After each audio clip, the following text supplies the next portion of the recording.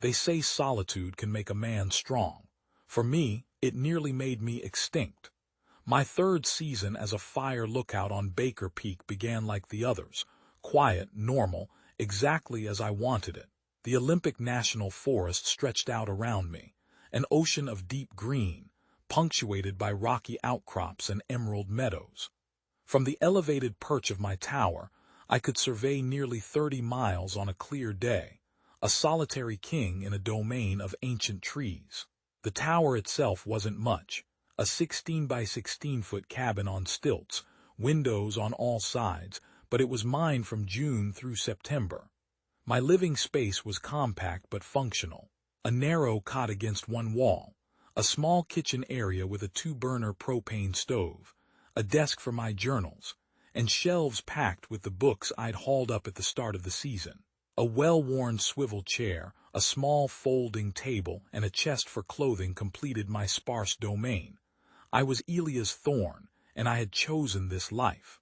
Not because I was running from something, not exactly, but because I was running to something. Absolute, undistilled peace.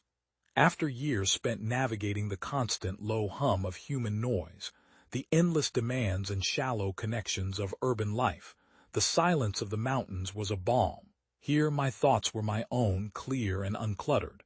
I could hear myself think, truly think, for the first time in years. My days unfolded in a comforting rhythm. My first task each morning was a thorough scan of my quadrant. I'd grab my binoculars, methodical as a surgeon, sweeping the horizon.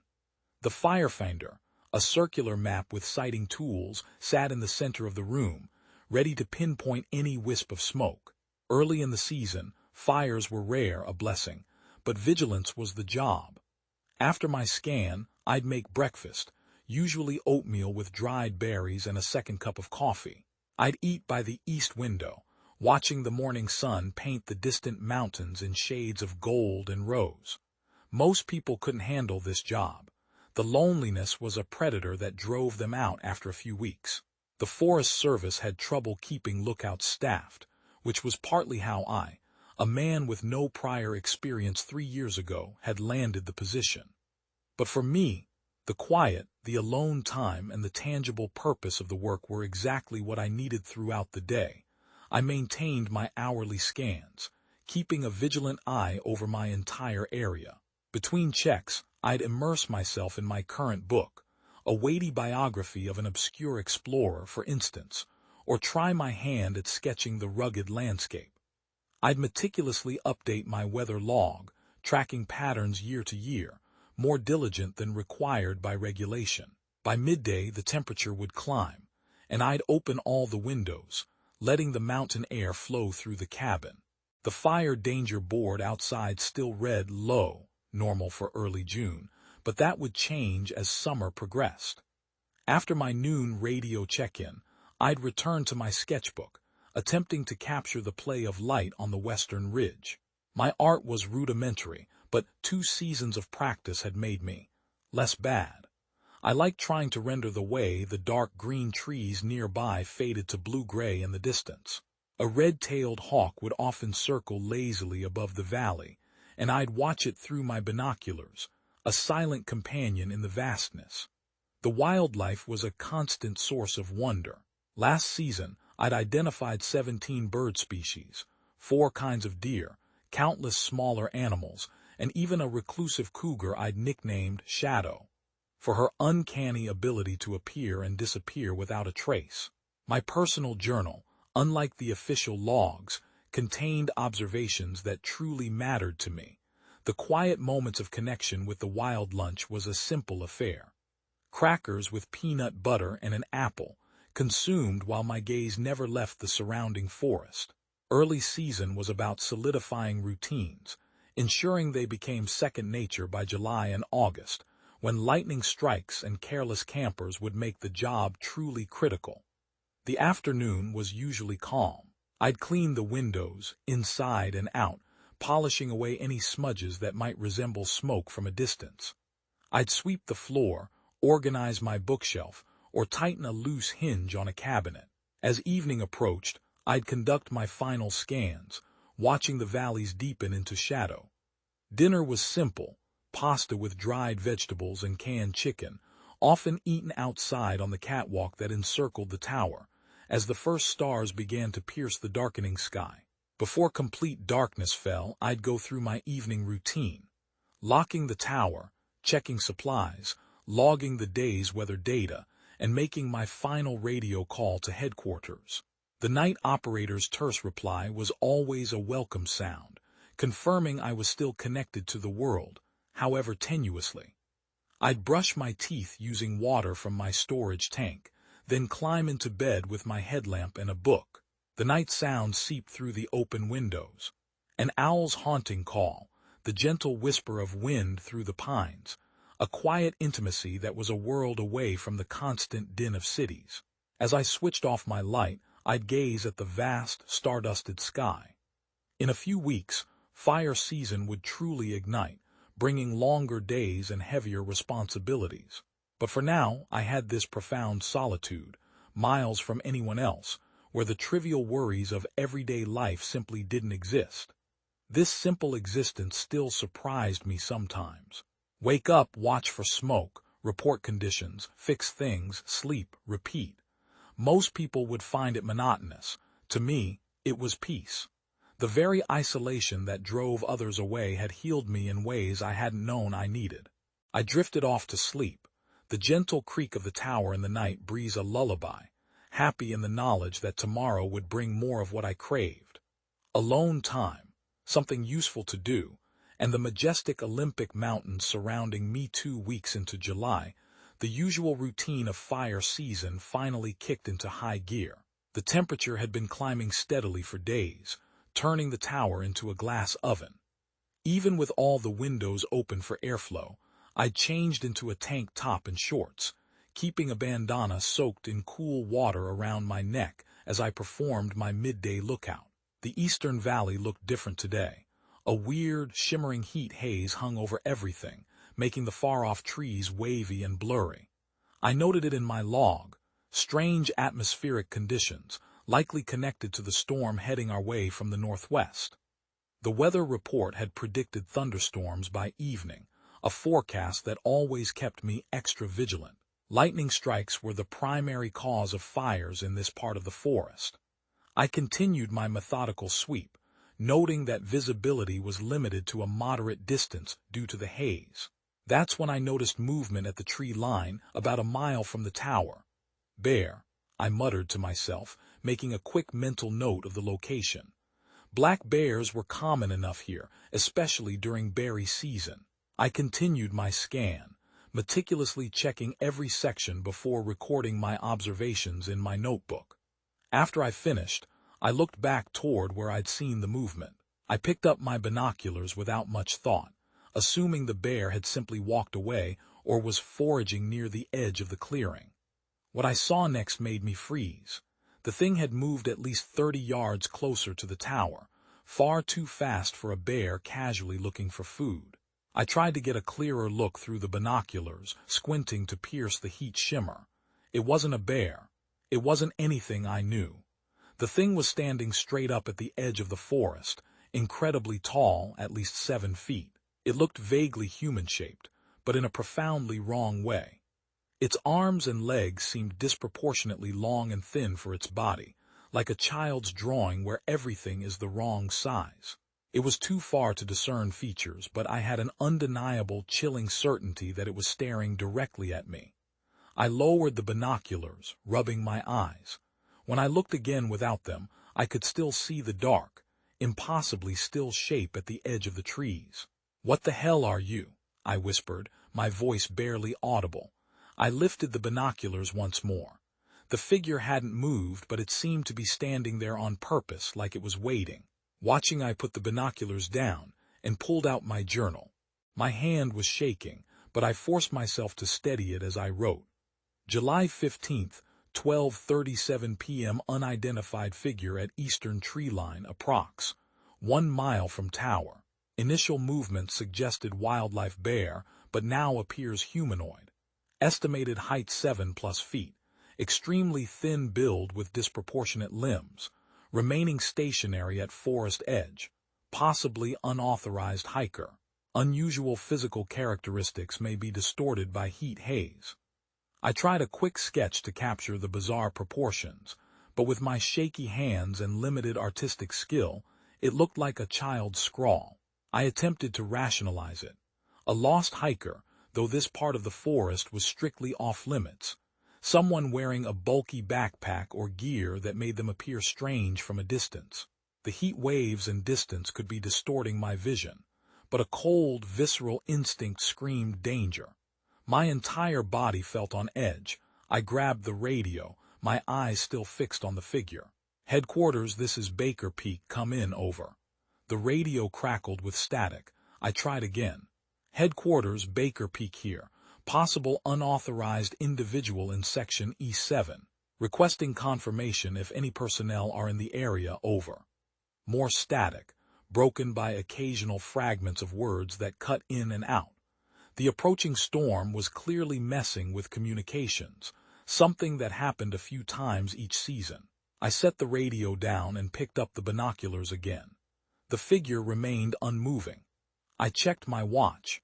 I'd first spotted it nearly 20 minutes ago, and it hadn't shifted from its position since taking those initial steps closer to the tower.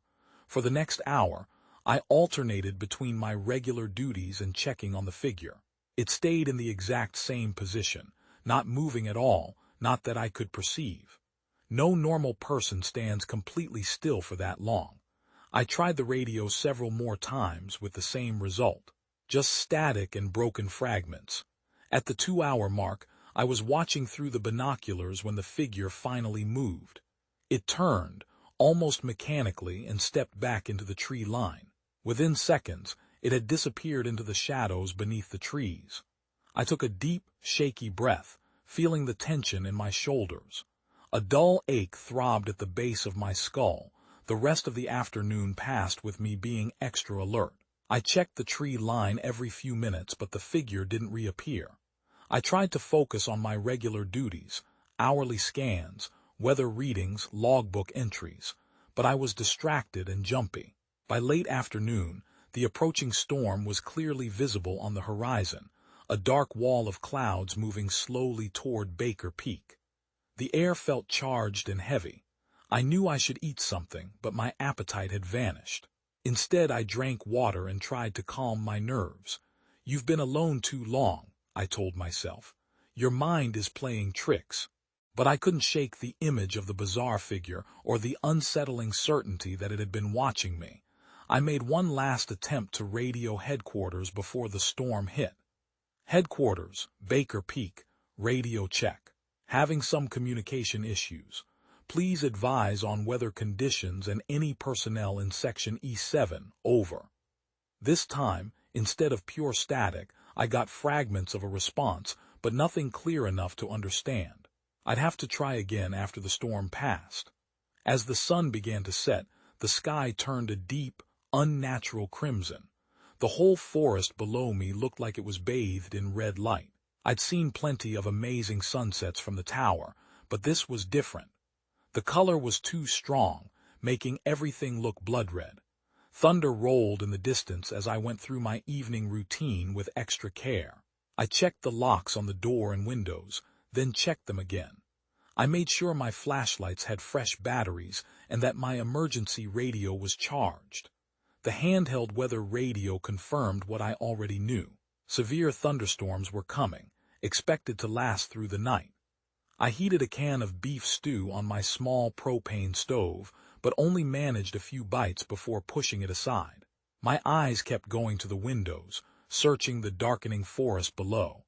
As night fell, I stood at the east window, looking out at the spot where I'd seen the figure. The forest had disappeared into impenetrable darkness, with only the occasional flash of distant lightning illuminating the landscape for a split second. In those brief flashes, the trees looked like they were moving, their shapes distorted by wind and shadows, but nothing tall and thin emerged from the tree line. Nothing with impossibly long limbs stood watching my tower. I took out my journal one last time before bed. July 15th, 9:16 p.m. Figure not seen since 2:42 p.m. when it re-entered forest. Radio communication with headquarters disrupted by storm. Peculiar sunset, deep red color everywhere. Storm expected overnight. All tower security measures checked and double-checked. I closed the journal and set it on my desk next to the binoculars. The first heavy raindrops began to hit the windows as I turned off the main lights, leaving only my small reading lamp by the bed. I couldn't shake the image of the figure from my mind, or the uncomfortable feeling that stuck with me even hours after it had disappeared. The feeling of being watched from below. I'd chosen this job for the solitude, the independence, the separation from other people. For the first time in 3 seasons, I found myself wishing I wasn't quite so alone on top of Baker Peak. The storm arrived just after I finished my final patrol around the tower's interior. Rain pounded against the windows like someone throwing handfuls of gravel, while wind howled through the surrounding pines. I double-checked the locks on every window, testing each latch with a firm tug. The main door's deadbolt slid into place with a satisfying thunk that I found oddly comforting. My usual evening routine took twice as long tonight. I placed my flashlight strategically around the small space, one by the bed, another near the desk, a third on the counter next to my hunting knife. My rifle, a sturdy bolt-action I kept for rare encounters with aggressive wildlife, remained propped in the corner, loaded but with the safety on, standard precaution during storm season, I told myself.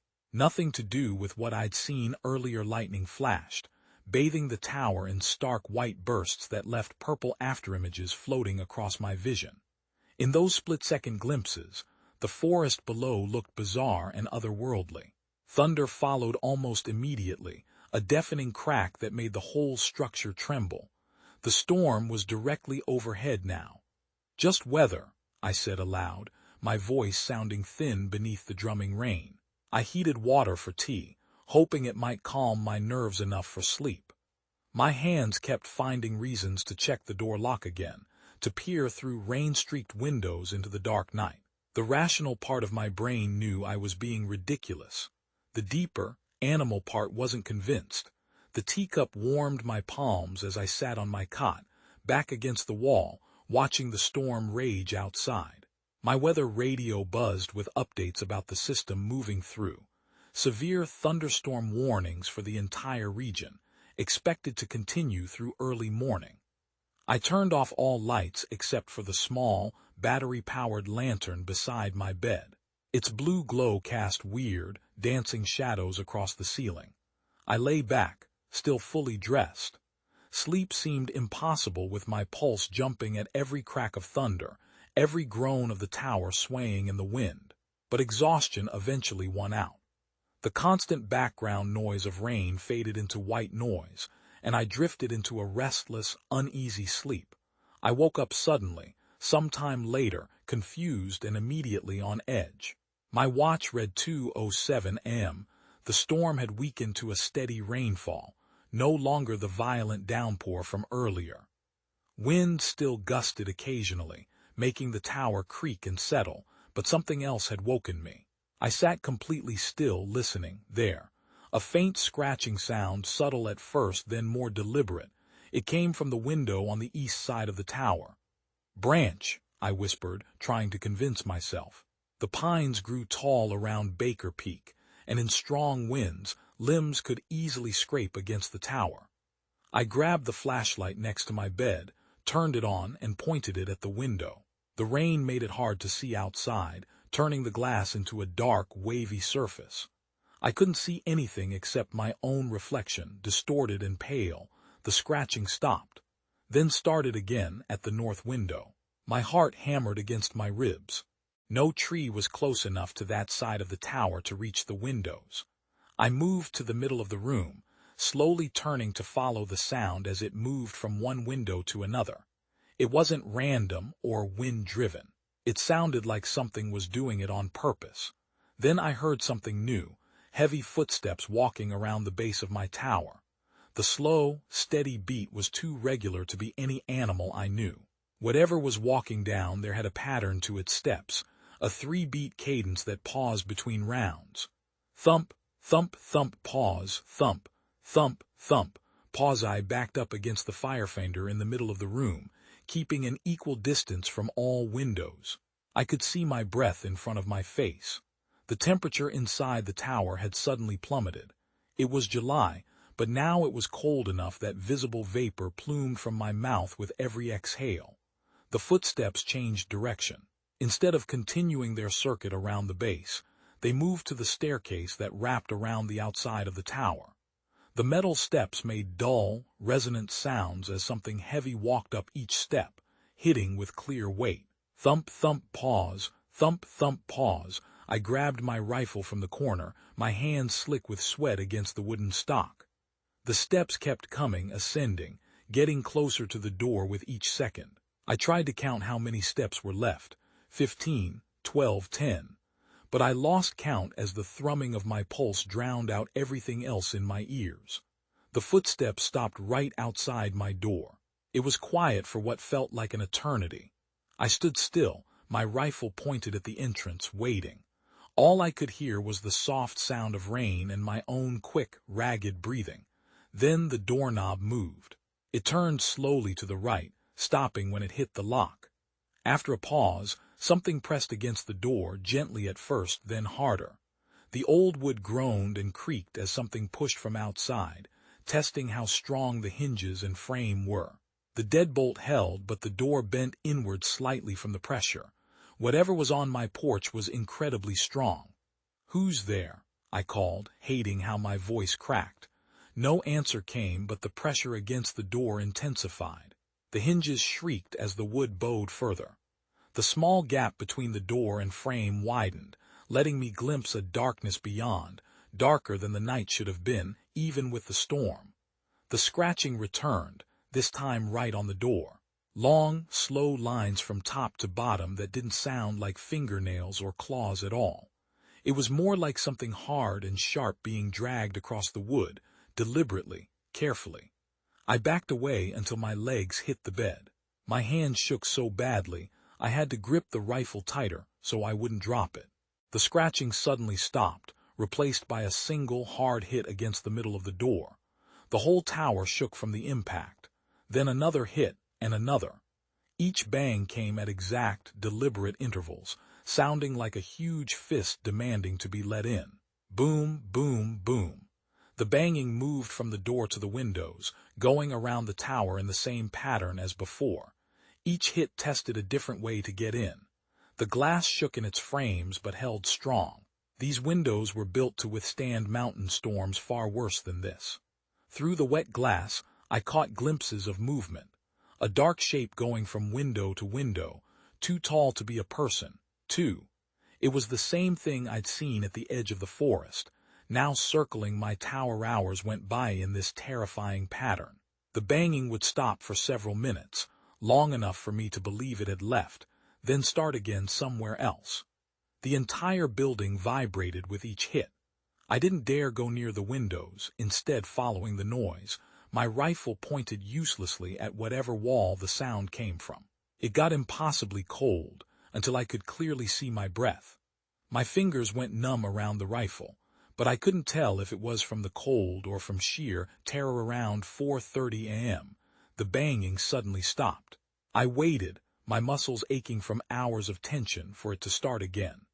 Minutes turned into an hour with nothing but the soft sound of rain, now slowing to a drizzle. Finally, faint gray light started coming through the windows as morning approached. I didn't move until it was fully light inside the tower. My legs protested when I finally took a slow, tentative step toward the east window.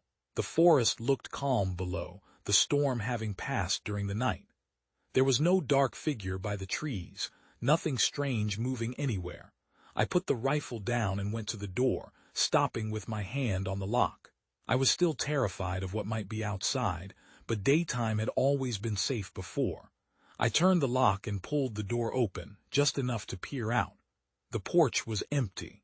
Rain dripped from the roof, the last remnants of the night's storm. Stepping all the way outside, I walked around the narrow catwalk that encircled my tower, looking at the ground below. What I saw made my stomach drop. Huge footprints went around the base of the tower. Each print was at least 18 inches long, with bizarre, elongated toes I'd never seen in any wildlife guide. The tracks sank almost an inch deep into soil that I knew to be hard and compacted. The rain had partly filled them with water that gleamed in the morning light. I rushed down the stairs, following the trail around the tower. Some tracks led directly to the windows, where I found deep, parallel gouges cut into the wooden frames, like they'd been made by impossibly sharp tools. I couldn't believe what I was seeing. These weren't from any animal that lived in the Olympic Mountains. They weren't human either. The sheer distance between footprints, about 4 feet apart, meant whatever made them was incredibly tall. I ran back up to the tower and grabbed my camera, determined to photograph everything before the rain washed away the proof. My hands shook so much I had to brace the camera against my chest to keep the photos from blurring. When I'd taken all the pictures I could, I went back into the tower and locked the door behind me. What I'd found was truly horrifying. Something had come in the night, something big enough and strong enough to make the whole tower shake when it hit, something smart enough to try every single way to get in, something that had left tracks unlike anything I'd ever seen. I pulled the radio toward me, desperate to report what had happened. My hands still trembled as I pressed the microphone button, hoping the storm hadn't broken the equipment. I quickly grabbed the radio mic, my hands still shaky from what I'd found. The pictures I'd taken were spread across my desk, solid proof of something impossible that had moved around my tower during the night. Headquarters, Baker Peak, emergency, come in, over. Static hissed back at me, broken up by occasional bits of noise. I tried again, pressing the transmit button firmly. Headquarters, this is Baker Peak. I need to report a serious incident, over. The radio crackled, then got clear enough to hear Dan Mitchell's voice cutting through the static. Baker Peak, this is headquarters. Having trouble with your signal. Repeat transmission, over. I let out a breath, a wave of relief washing over me at finally reaching someone. Dan, something was at my tower last night, something big. It tried to break in for hours. I've got footprints, scratches on the window frames. I need someone up here to see this. More static followed, then Dan's voice came back, clearer but still cutting out. Say again, you had a visitor. Not a person, I said, trying to keep my voice steady. Something else. It left tracks around the base of the tower. Each print is at least 18 inches long. It tried every window, the door. It was systematic, Dan. I've got pictures. The silence stretched on for so long I thought we'd lost connection again. Finally, his voice came back, sounding tiny and far away. James, you've been up there alone for weeks now. Isolation plays tricks.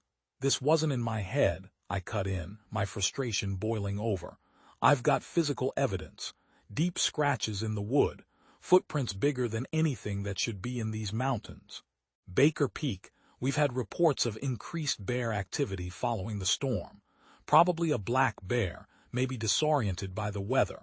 They can stand and reach windows if they smell food, over.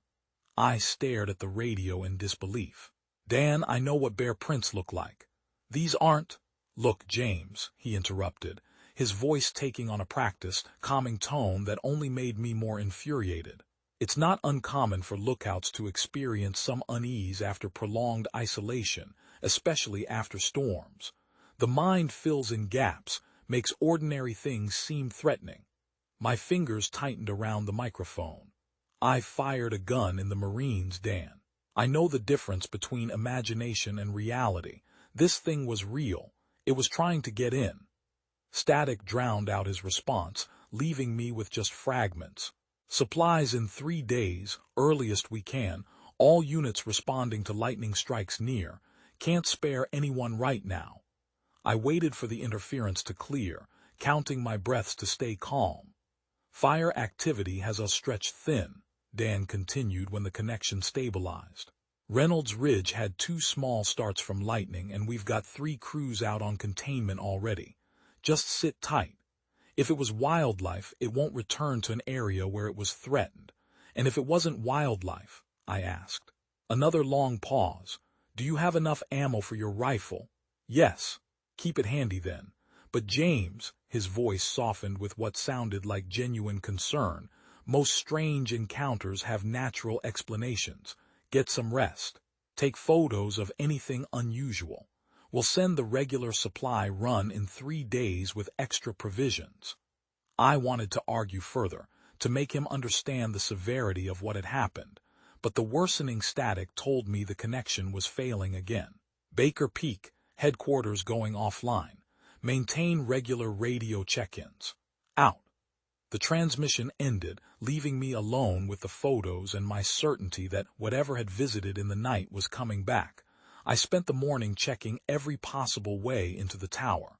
The 4 large windows, north, south, east, and west, were all still in one piece, even after all the banging they'd taken overnight. The west window had the most damage to its frame, with deep scratch marks in the wood around the edges. It was also the oldest window, installed 2 seasons before the others during a repair. The seal around it had always been a bit worse, letting in cold air during winter. I added extra screws to each window latch, tightening everything I could find. The door got special attention. I made a quick brace using a shelf board wedged between the knob and the opposite wall. By noon, the forest below looked completely peaceful. Birds had returned to the trees around the tower, their calls creating a normal background hum. If I didn't have the proof from the night before, I might have convinced myself nothing happened. But the photos didn't lie, neither did the marks on the wood. I made lunch, canned soup heated on the propane stove, but only had a few bites before pushing it aside. My appetite was gone again, as I planned how to make it through another night. In the afternoon, I approached my usual maintenance tasks with a new, frantic urgency. I moved my small folding table in front of the door as another barrier. I didn't have much furniture in the tower, but I strategically positioned what I had between the windows and my cot to create obstacles. My hunting knife went under my pillow. The rifle remained either in my hands or right next to me. I checked my ammunition, 26 rounds for the rifle, more than enough for any normal threat, but I wasn't sure what counted as enough for whatever I was facing. As the sun began its descent toward the western ridges, I filled every container I had with water. If I needed to stay locked in for days, water would be essential. My food supplies could last 2 weeks if I was careful. At 7:00 p.m., I made my standard radio check. Adhering to routine seemed important somehow, like a shred of normalcy to hold on to. Headquarters, Baker Peak, evening check-in.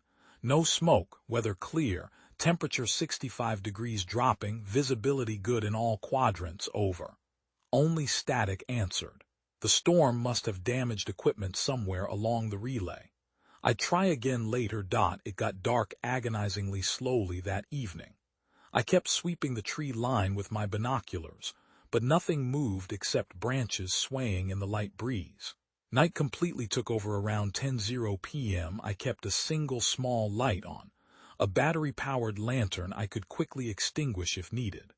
The rifle lay across my lap as I sat on the cot, back against the wall, facing the west window, the one with the damaged seal.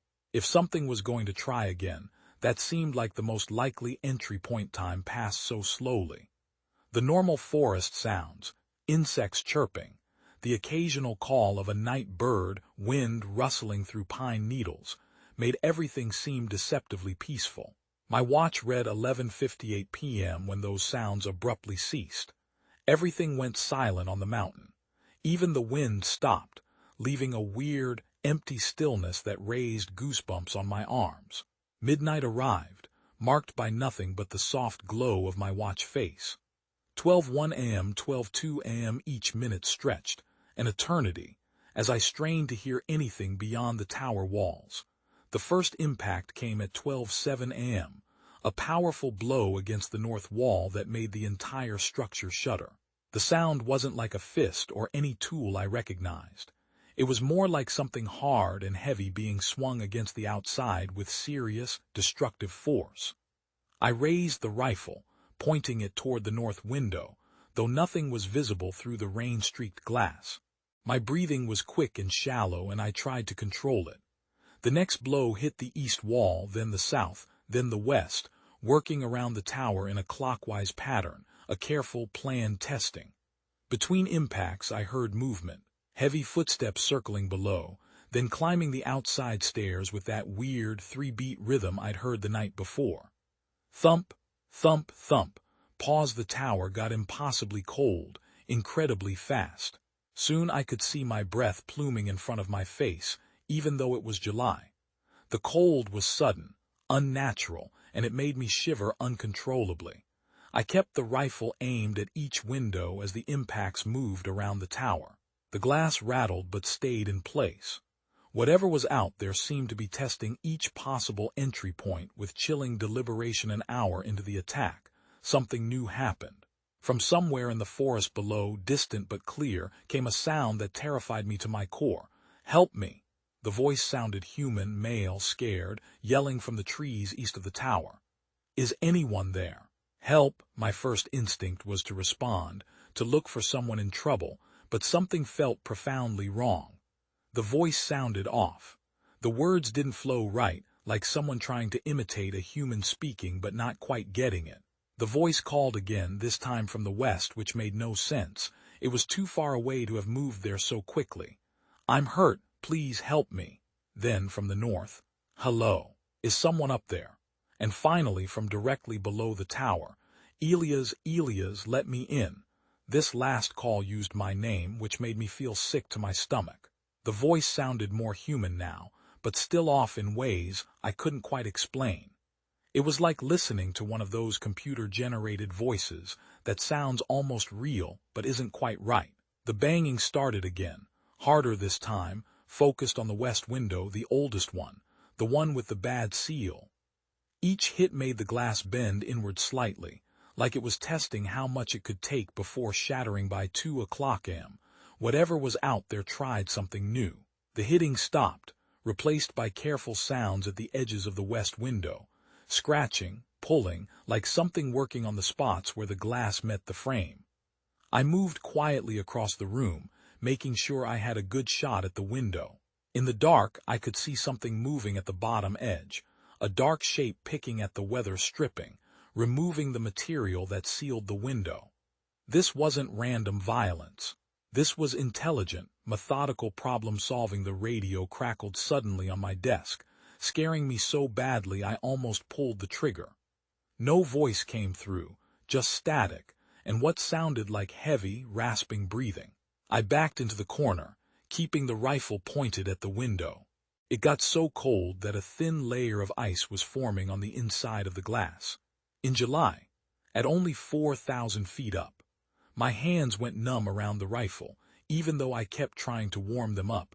At 3:17 a.m., according to my watch, the weather stripping tore off.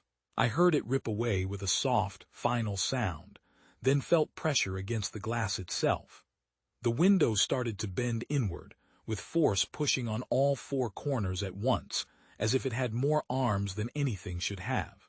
The glass made a high-pitched, agonizing squealing noise as it bent too far. Small cracks started at the edges and spread inward, spiderwebbing with every passing second. I didn't think. I fired. The gun blast was deafening in the small room. The window burst outward in pieces of glass that shined in the darkness. A sound answered, high-pitched and sharp, unlike anything I'd ever heard from any animal. It started as a screech, but morphed into something worse.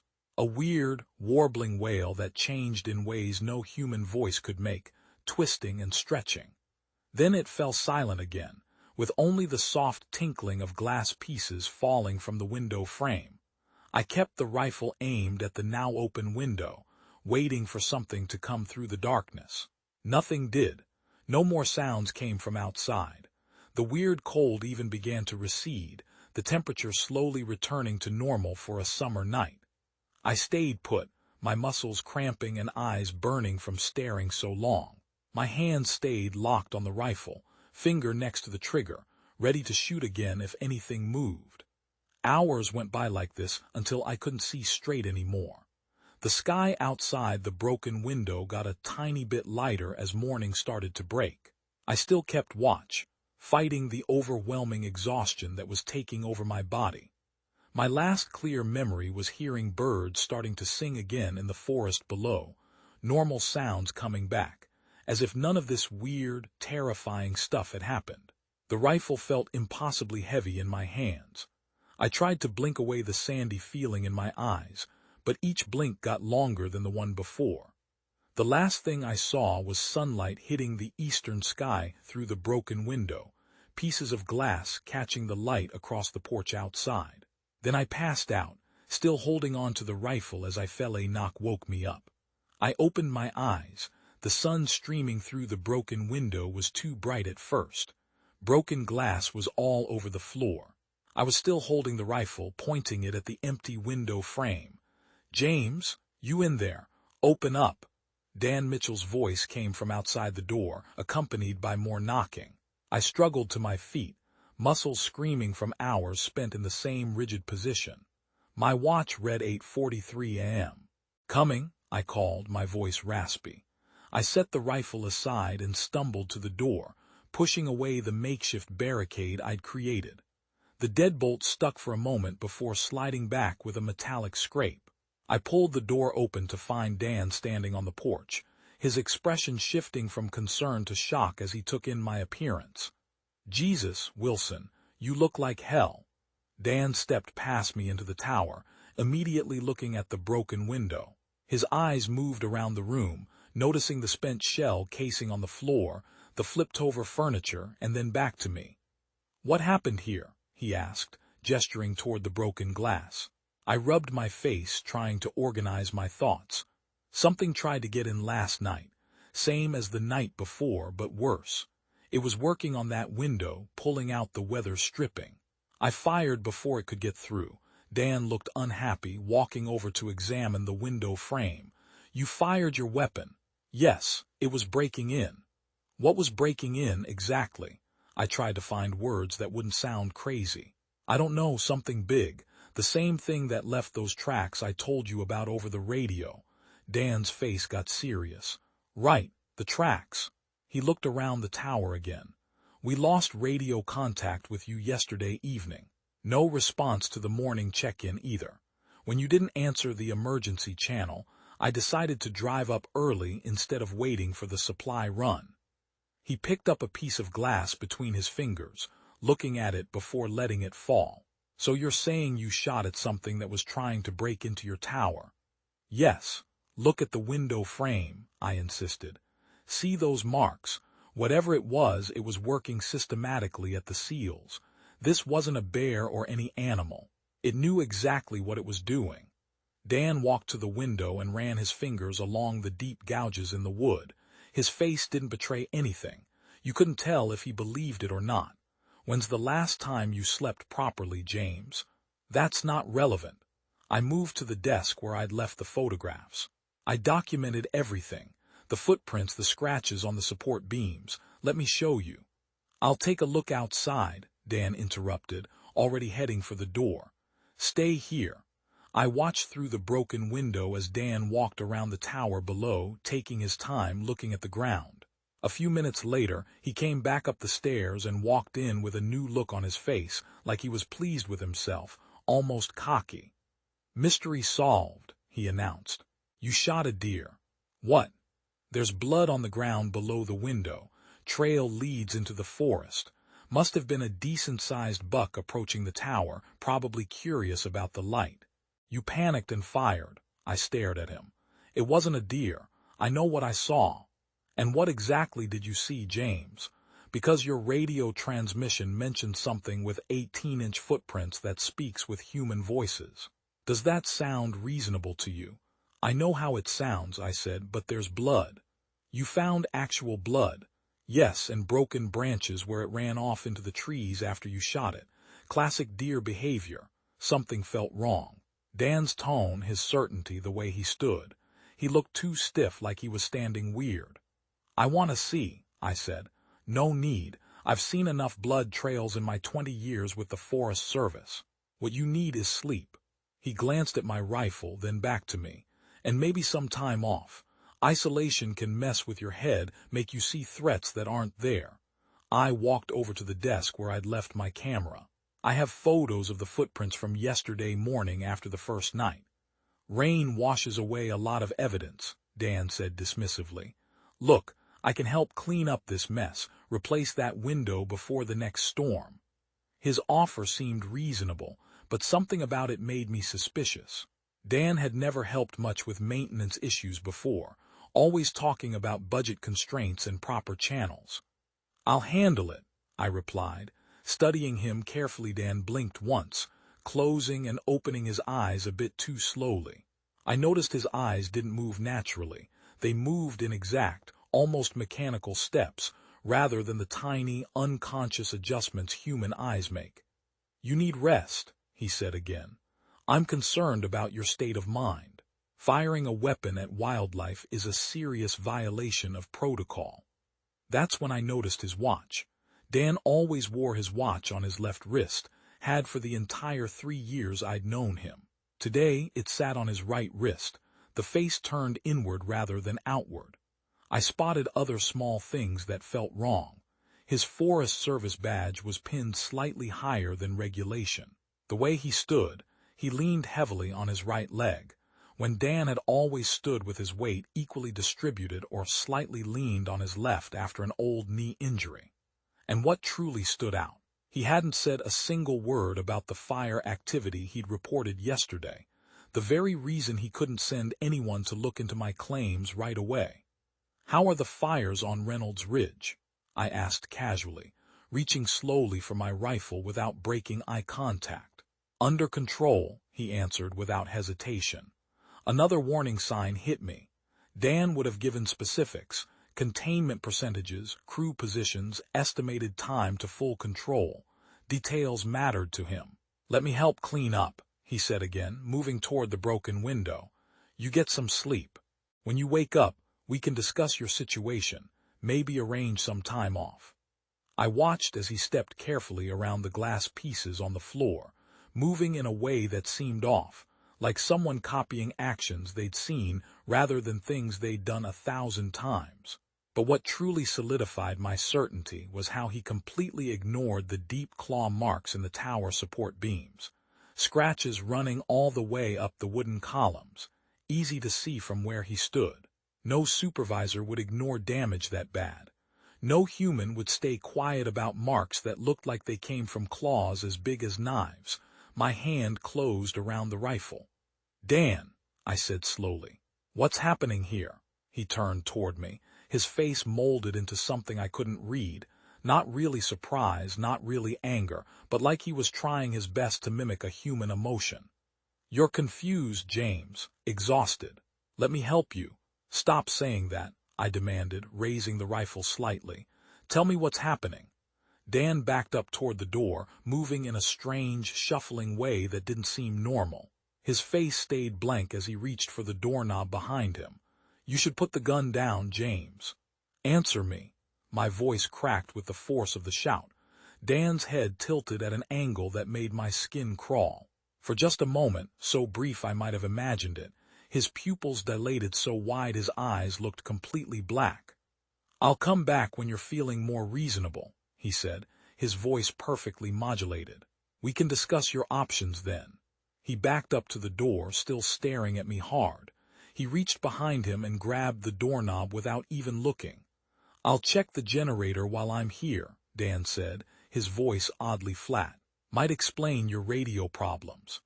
I watched through the broken window as he went down the outside stairs, moving with that strange, mechanical way I'd noticed earlier. Something about how he moved seemed planned out, like he was thinking about each step instead of just walking normally. The moment he went around the back of the tower, I spotted something I'd missed before. Dark stains on the heels of his boots. Not mud. Blood. I quickly grabbed my rifle and ammunition. If that wasn't Dan, and I was pretty sure it wasn't, I needed to know what happened to the real Dan Mitchell. I had only minutes before whatever was pretending to be my supervisor came back. I went quickly and quietly down the stairs, staying low under the windows so I wouldn't be seen from above. The morning air felt cool on my face after how stuffy the tower was. The birds had gone quiet, making everything around the clearing weirdly silent. Instead of going toward the generator, where Dan had gone, I went the opposite way, toward the eastern line of trees where I'd first seen that strange figure days ago.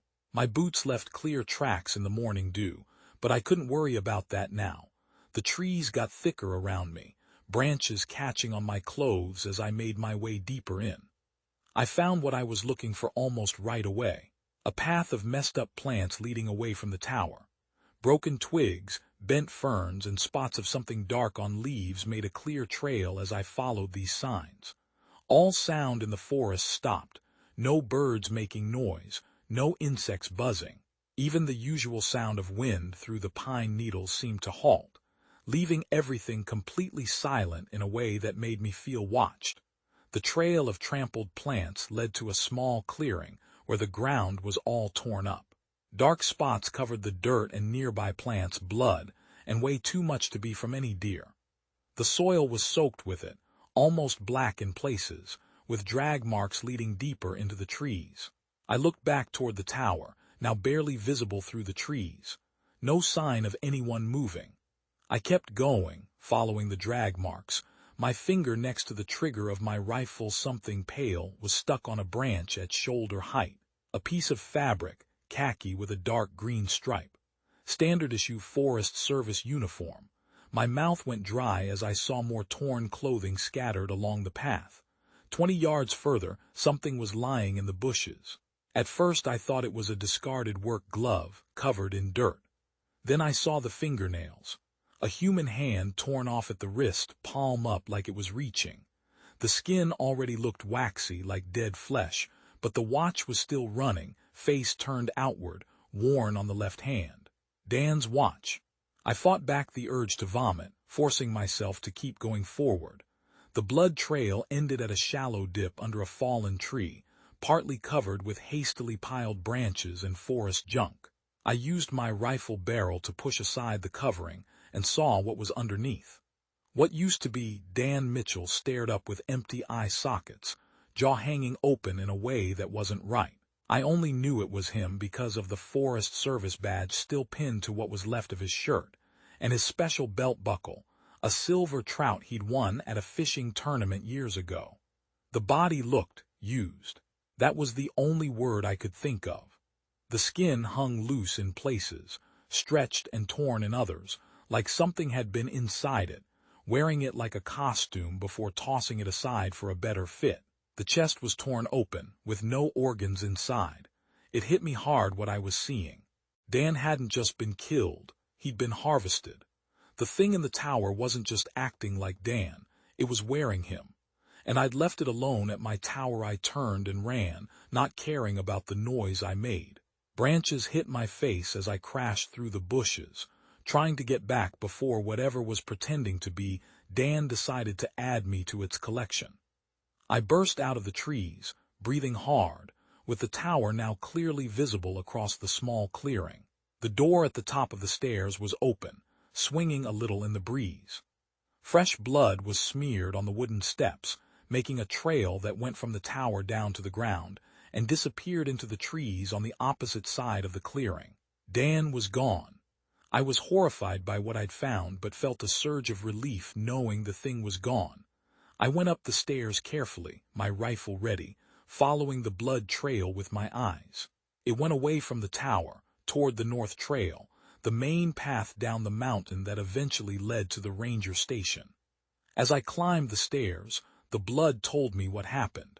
Whatever was pretending to be Dan had come into the tower while I was gone, moved around inside, then left and went down the mountain.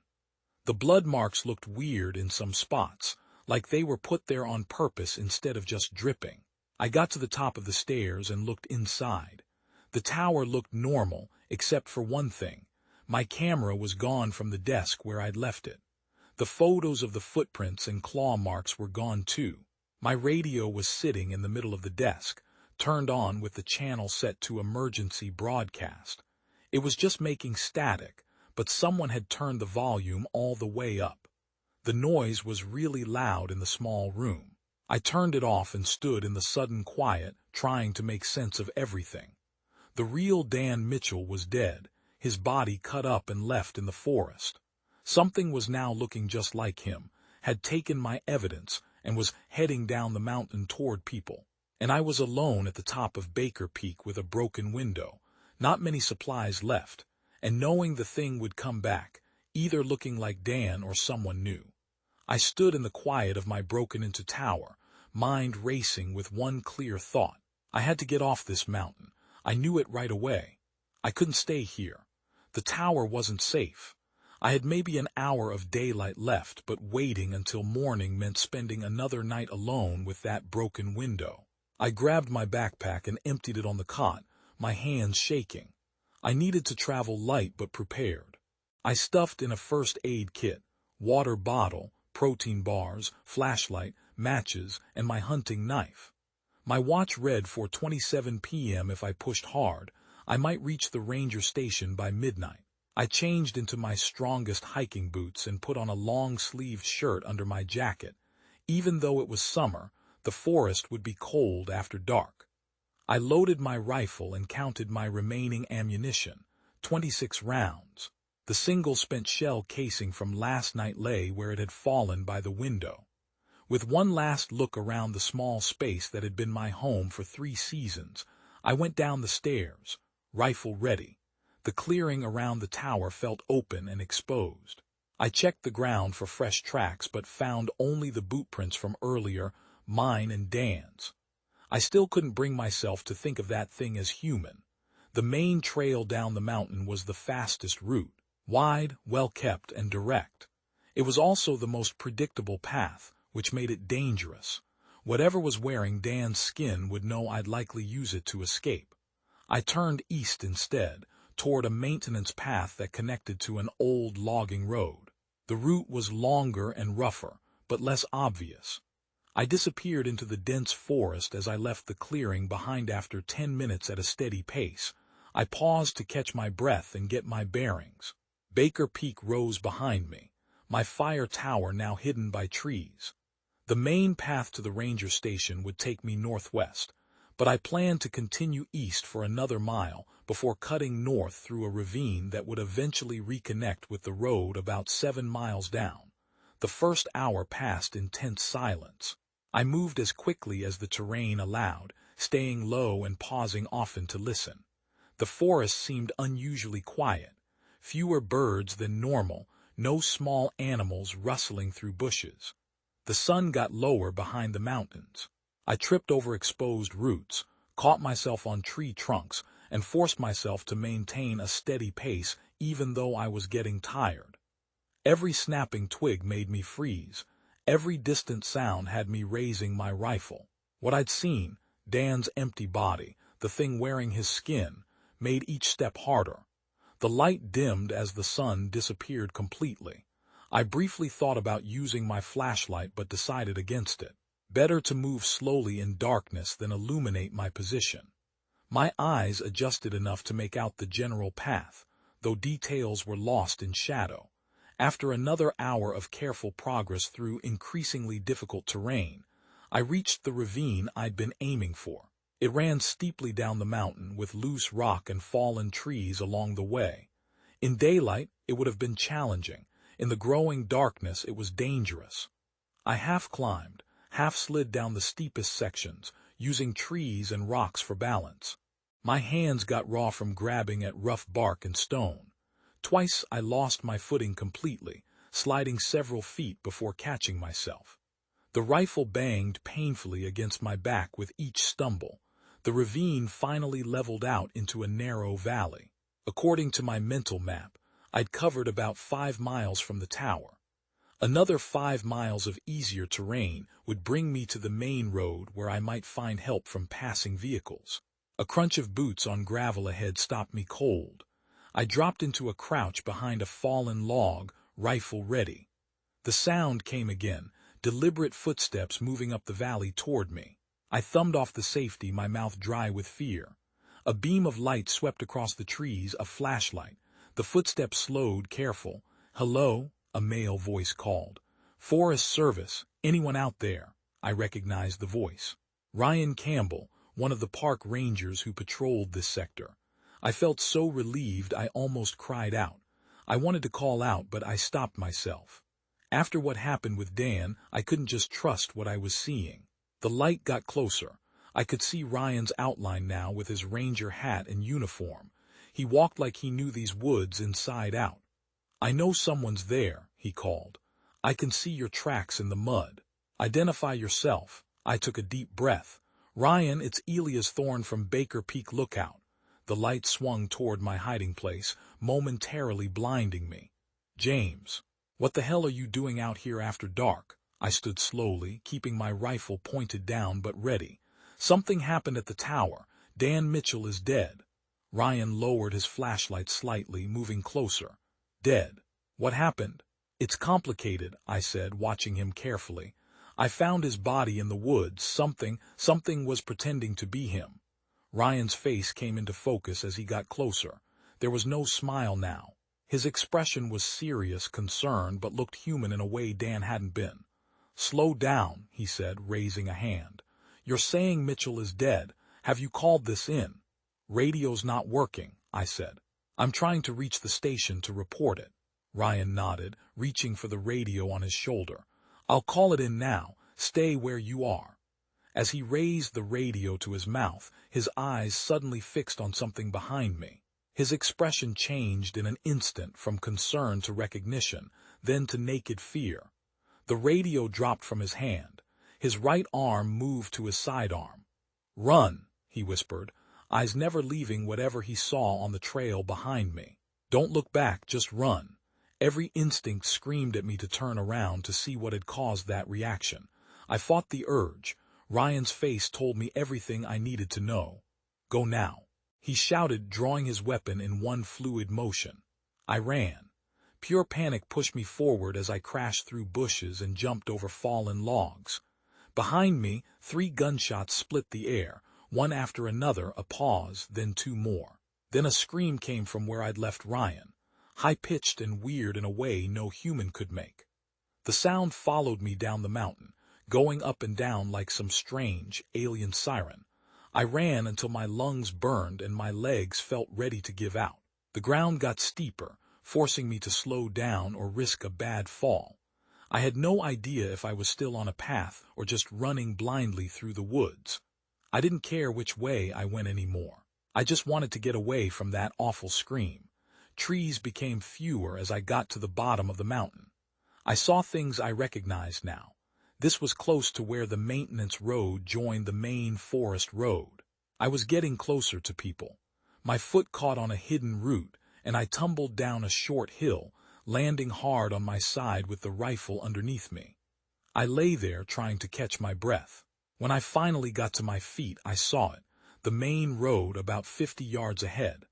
I limped toward it, using the rifle to help me walk. The road was empty when I reached it, no headlights either way. I didn't know what time it was. My watch broke in the fall, but it felt like early morning when not many cars would be around. I had a choice, wait for a car or keep moving. Staying still felt too dangerous. I turned right and began walking, keeping to the edge of the road. Each step hurt badly. My right ankle was probably sprained, but I kept moving, thinking about Ryan's face when he saw what was behind me. I'm not sure how long I walked. The sky started to get lighter, morning was coming. Headlights appeared behind me. I stepped further off the road, ready to wave the vehicle down. As it got closer, I could see it was a pickup truck. When I tried to raise my arm to stop the truck, I couldn't stay standing. My knees gave out and I fell to the ground. I heard tires skid on the road, a car door opening, footsteps running toward me. "Oh my God, are you hurt? Can you hear me?" A woman's voice. Hands gently turned me over. A face came into focus. Worried eyes, hair pulled back in a ponytail. She looked like she knew what to do in a crisis, cool and in control. "Help," I managed to say. "Please." "I'm Sarah," she said, already checking me for serious injuries. "Sarah Thompson. I'm going to get you to help, okay?" She helped me to her truck, almost carrying my weight. The rifle caught her attention, but she didn't comment. She guided me into the passenger seat and buckled me in like a child. "The ranger station," I mumbled as she started the engine. "Need to tell them." "That's where I'm taking you," she assured me. "Just stay with me. It's about 20 minutes away." I fought to stay conscious as the truck drove down the mountain road. Sarah kept looking over, asking questions to keep me awake. My name, where I'd come from, what happened. I gave short, fragmented answers, unable to put the terrible experience into coherent words. The ranger station came into view up ahead, a wooden building with some official trucks parked out front. Sarah pulled up to the entrance and ran inside for help. 2 rangers came out with her, rushing to the truck. "It's Wilson from Baker Peak," one said, recognizing me despite my condition. They carried me inside and put me on a cot in the first aid room. Everyone was asking questions. What happened? Where was Dan Mitchell? Had I seen Ryan Campbell? The room spun, faces blurred, and I passed out. I spent 3 days in the county hospital. I had physical exhaustion, dehydration, a sprained ankle, and countless cuts and bruises. The doctors worried more about my mental state and kept asking what had happened on the mountain. I told them everything. The weird figure I first saw near the tower, the thing that tried to break in, Dan Mitchell's mangled body, what happened with Ryan. They listened with a look that told me they didn't really believe me. Search teams found no sign of Ryan Campbell. No blood, no shell casings, no tracks beyond his vehicle parked at a trailhead 3 miles from where I'd run into him. They found the tower just like I said. Broken window, blood stains on the steps, signs of a struggle, but nothing that explained what caused it. They started dismissing my story as crazy talk from an isolated lookout who'd lost it. Then records showed the real Dan Mitchell had missed his check-in 3 days before he supposedly visited my tower. The same day, I first spotted something weird at the tree line. The investigation got bigger. Teams searched where I said I found Dan's body, but summer storms had washed away any evidence. The tower stayed empty as authorities tried to figure out what happened to 2 missing Forest Service employees and why I had such a wild story. I gave my statement, went through psychological evaluation, and got released with a recommendation for trauma counseling. The Forest Service offered indefinite leave until the investigation finished. I said no. I quit that same day. I moved to Seattle and rented a small apartment on the 6th floor of a downtown building. I found work as a night security guard. I saw the irony, but the quiet felt familiar and even comfortable. I never went back to Olympic National Forest. Most nights I slept okay, tired from working long hours and going to therapy, where I slowly learned to talk about what happened without sounding completely crazy. I made progress, building back a normal life bit by bit. But when thunderstorms came in from the Pacific, I sometimes woke up in my dark bedroom, feeling scared, sure I'd heard scratching at my windows. I told myself it was just branches, wind-blown stuff, normal city apartment sounds. But there were no trees tall enough to reach the 6th floor. What was your favorite part of the story? Want more stories like this? Follow for more.